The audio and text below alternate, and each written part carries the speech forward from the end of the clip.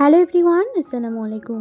Daily blog with Afsana থেকে আমি আফসানা শুরু করছি আজকে আরও একটি নতুন ভিডিও।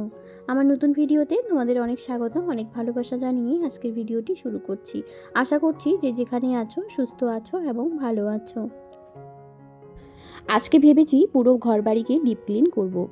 অনেক দিন ধরেই প্ল্যান করছিলাম কিন্তু সময় হচ্ছিল না। আজকে একটু মন দিয়ে পুরো ঘরটাকে ঝকঝক করে ফেলবো। সকালে একটু হালকা নাস্তা করে নিলাম, মুড়ি, তারপরে সাথে একটু চিড়া আর একটু আলু ভাজা দিয়ে শুরু করে তারপরে দেখো এখন কিন্তু প্রথমে টেবিল কলারগুলো উঠিয়ে নিচ্ছি, তারপরে চেয়ার টেবিল পিঁড়ি এগুলা দিয়েই পরিষ্কার করা শুরু করছি। প্রথমে রান্নাঘর দিয়ে শুরু করছি কারণ এখানে সবচেয়ে বেশি ময়লা জমে। চুলা, সিঙ্ক আর বাসনগুলো এক এক করে পরিষ্কার করেছি। দেখো কত ময়লা জমে গিয়েছে। একটু কষ্ট হয় ঠিকই, কিন্তু পরিষ্কার ঘর দেখলে মনে একদম শান্তি লাগে।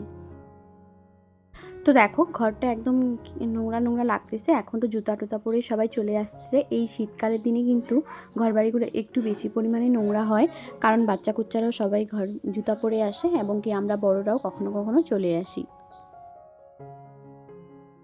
আর রান্নাঘরের না এই জায়গাটা যে দেখতে পাচ্ছ ওটা একটু বেশি নোংরা হয়, কারণ কি বলো তো, ওখানে না আমার শিলনোড়াটা আছে। ওই আদা রসুন যখন আমি একটু থেতো করি বা বাটাবাটি করি তখন কিন্তু ছিটকে পড়ে, বা আরও অন্য কোনো মশলা যখন করে থাকি যেগুলো মিক্সিতে করি না বাটাতে করি আর কি এই শিলনোড়াটাতে, সেই জন্যই কিন্তু অনেকটা পরিমাণে এদিক ওদিক হয়ে যায়।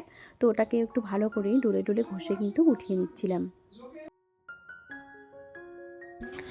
আর ওই যে দেখতে পাচ্ছ মশলার ডিব্বা থেকে গ্যাসের টেবিল সব এগুলো কিন্তু আমি কালকেই পরিষ্কার করে নিয়েছিলাম, কারণ আমি জানি একদিনে কিন্তু এত কিছু করলে অনেকটাই চাপ হয়ে যাবে। আর জানো তো এমনি করেও কিন্তু আজকে অনেক কাপড় চোপড় থেকে ধরে একদম ঘরের ফুল টুল সব বের করেছিলাম।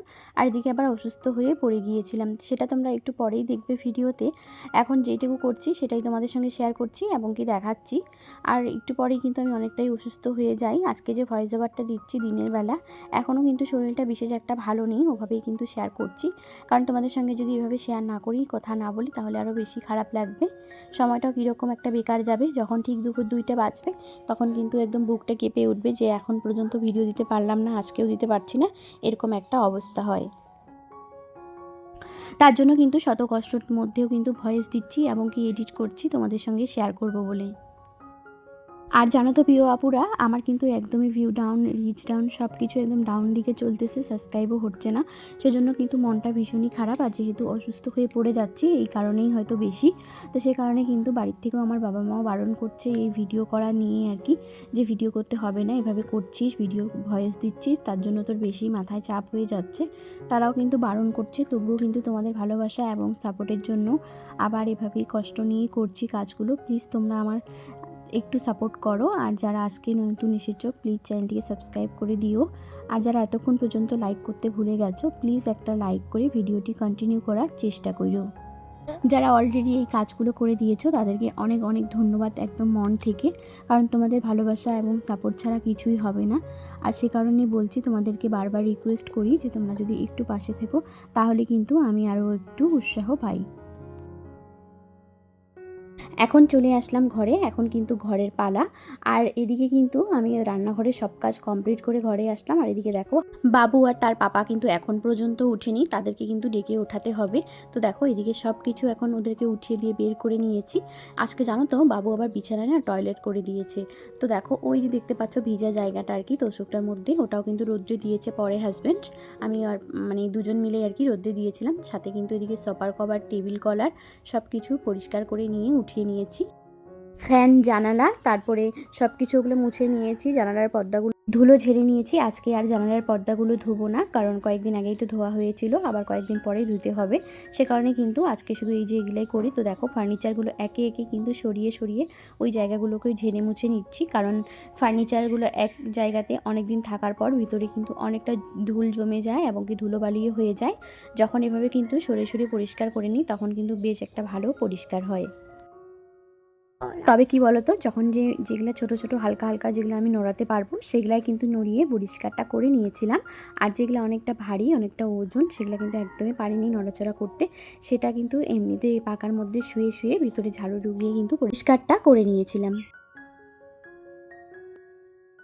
এখন কিন্তু ড্রেসিংটা পরিষ্কার করে নিচ্ছিলাম, ড্রেসিং টেবিলটা, সাথে কিন্তু এই যে ফুলগুলো দেখতে পাচ্ছ ওগুলোও না অনেক দিন থেকে ধোবো ধোবো করছিলাম, কিন্তু একদমই ধোয়া হচ্ছিল না। তাই ভাবলাম ঘরে যতগুলো ফুলদানি আছে সবগুলোকে আজকে ধুয়ে নেব। বললাম না যে ডিপ ক্লিন করতে এসে, ডিপ ক্লিন যেহেতু সব কিছুই করবো তাই কিন্তু ফুলগুলো কেন রাখি, তো ফুলগুলো ধুয়ে নিচ্ছিলাম। আমি কিন্তু একটু পরে ফুলগুলোকে ফুলিয়ে রেখে চলে এসেছিলাম, আর কাপড় চোপড় সব কিছু ভিজিয়ে রেখে এসেই কিন্তু আমার অবস্থা খারাপ হয়ে গিয়েছিল।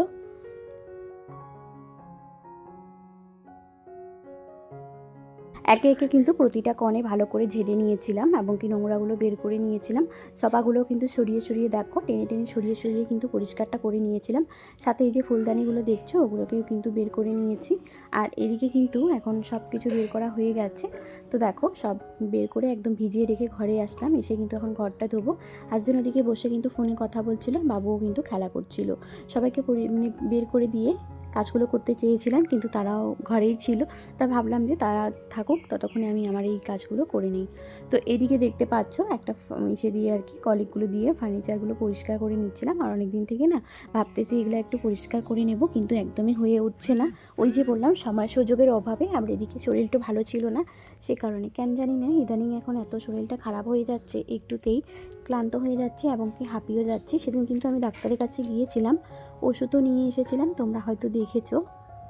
একে একে সবগুলো ফার্নিচার ভালো করে মুছে নিচ্ছি। তেমন তো দামি কোনো এক্সপেন্সিভ জিনিস নেই, যেটুকু আছে সেটুকু দিয়ে আলহামদুলিল্লাহ ওইটুকুই কিন্তু সবসময় সাজিয়ে গুছিয়ে রাখার চেষ্টা করি এবং কি পরিষ্কার করার চেষ্টা করি।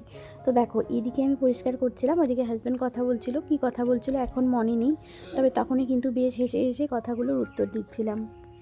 এদিকে এখন চলে আসলাম মিকেন্সটার এদিকে। মিকেন্সটাও কিন্তু বেশ একটা ধুলো হয়ে গেছে, আর যেহেতু ওই সাদা গ্লাসগুলো না সেগুলো কিন্তু একটু বোঝা যায় একটুতেই যে অনেকটা নোংরা নোংরা লাগে। তো ভাবলাম এই যে এই জিনিসটা দেখতে পাচ্ছ ক্লিনারটা দিয়ে আর কি এগুলোকে পরিষ্কার করে নিই। কিন্তু আলহামদুলিল্লাহ এই ক্লিনারটা দিয়ে পরিষ্কার করলে বেশ একটা ভালো হয়, আর পরিষ্কার করতেও কিন্তু ভীষণই ভালো লাগে। আমাকে যদি জিজ্ঞাসা করা হয় যে তোমার ঘরে সবচেয়ে বেস্ট পার্ট কোনটা, তাহলে আমি বলবো এই জিনিসটা, যেখানে আমি সবচেয়ে থেকে পছন্দের জিনিসগুলো রাখি আমার সংসারে। আর আমার এই জিনিসগুলো কিনতেও যেরকম ভালো লাগে, দেখতেও কিন্তু ভীষণই ভালো লাগে। কোনো একটা ফেরিওয়ালা আসলে কিন্তু আমি আগেই চলে যাই যে কোনো একটা জিনিস নেব কি নেব, সেটাই আর কি। তো এদিকে চলে আসলাম এখন ড্রেসিং টেবিলটাও আর কি পরিষ্কার করতে। গ্লাসটা কিন্তু এই জিনিসটা দিয়েই করছি, আর বাকিটা কিন্তু হালকা একটু মানে ছিল আর কি, ওই যেই রুমালটা দিয়ে করছিলাম ওই রুমালটাতে হালকা একটু লেগে টেগে ছিল, ওগুলো দিয়ে করে নিয়েছিলাম। কারণ এই জিনিসগুলোতে তো দেওয়ার একটা ঠিক হবে না, সে কারণে কিন্তু ফুলগুলো তো ভিজিয়ে রেখেছি, তারপরে কিন্তু এই জিনিসটা পরিষ্কার করে নিচ্ছি ভালো করে।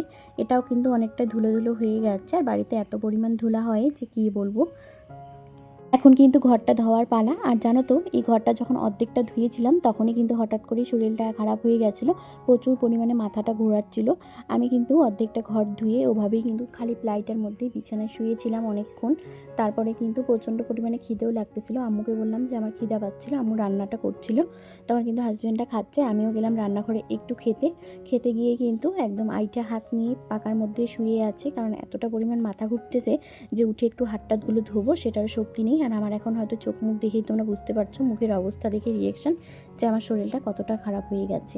ছানটান করে একদম সন্ধ্যার দিকে ভিডিও করেছিলাম এটুকু এনে, আমি শুধু জাস্ট চাদরটা বিছিয়ে দিয়ে ওভাবে ঘুমিয়ে পড়েছিলাম। ঘুম থেকে উঠে কিন্তু আবার কাপড় চোপড় আনলাম, এখন কিন্তু সমস্ত ঘরটার পরিষ্কার করে নেব। তো দেখতে পাচ্ছ কাপড়গুলো আগে প্রথমে ভাঁজ করে নিয়েছিলাম অর্ধেকগুলো, আর অর্ধেকগুলো তোমাদের সঙ্গে শেয়ার করছি, কারণ ওই যে ভালো লাগছে না, তোমাদের সঙ্গে একটু শেয়ার করতেও হবে যে কাপড়গুলো আনলাম ভাঁজ করে রাখলাম না, কেমন একটা হচ্ছে। মানে ভিডিওটা মেলাতে গিয়েই কিন্তু একটু ভিডিওটা করছিলাম। বলতে গেলে কিন্তু আজকে অনেকটাই কাপড় চোপড় ধুয়েছি, অনেক কাজ করেছি, একদম চেয়ার পিঁড়া টেবিল, তারপরে এদিকে বিছানার বেডশিট মশারি থেকে ধরে পর্দা সব কিছু একদম ঢাকা, শোকেসের ঢাকা, ড্রেসিংয়ের ঢাকা সব কিছু ধুয়ে দিয়েছিলাম। মানে অনেকগুলো সাথে ফুলও ধুয়ে দিয়েছিলাম, অনেকটা কাজ হয়ে গেছে। এদিকে কিন্তু শরীরটা ভালো ছিল না, হাজব্যান্ড তখন গেছে ওষুধ আনতে, ওষুধ খেয়ে দিয়ে মাথা ঘোরা একটা ওষুধ খেয়ে নিয়েছি। তারপরে একটু যখন ভালো হয়েছি তখন কিন্তু সব কিছু ধুয়ে দিয়েছি, যেহেতু ভিজিয়ে রেখেছি এগুলো আর কে ধুবে আর কে পরিষ্কারই করবে, বা তার জন্য কিন্তু আম্মু তো এদিকে রান্নাটা করছিল, আর আমি কিন্তু ওভাবেই করে নিয়েছিলাম একটু একটু করে। দেখো এখন কিন্তু সন্ধ্যা হয়ে গেছে, আর একটা দাদুর কাছে গিয়েছিলাম, দাদুকে একটু হাতটা দেখিয়ে আসলাম। দাদু বলল কি যে একটু হাওয়াও লেগেছে, সে কারণে কিন্তু একটু তেল পানিও দিয়েছে। আর এখন কিন্তু আমার সম্পূর্ণ লুকটা দেখাচ্ছি ঘরের আর কি, যেটুকু গুছিয়েছি। তো দেখো তখন থেকে একদম এলোমেলো বেকার লাগতেছে, ওভাবে পারছিলাম না, একটু বসতেছিলাম আর কাজগুলো করে নিচ্ছিলাম, কারণ শরীরটা না খুব ক্লান্ত লাগতেছে এবং কি একটুতে হাঁপায় যাচ্ছিলাম। তো দেখো সব কিছু পরিষ্কার করলাম, শুধু ওই যে লাল র্যাকটা দেখতে পাচ্ছ, এই লাল র্যাকটা আর এই শোকেসটাই করতে পারিনি। সব কাজ শেষ, এখন একটু বিশ্রাম নিচ্ছি। দেখো ঘরটা কত সুন্দর লাগছে, যত ক্লান্তই হই না কেন, পরিষ্কার ঘর দেখলে সব ক্লান্তি চলে যায়।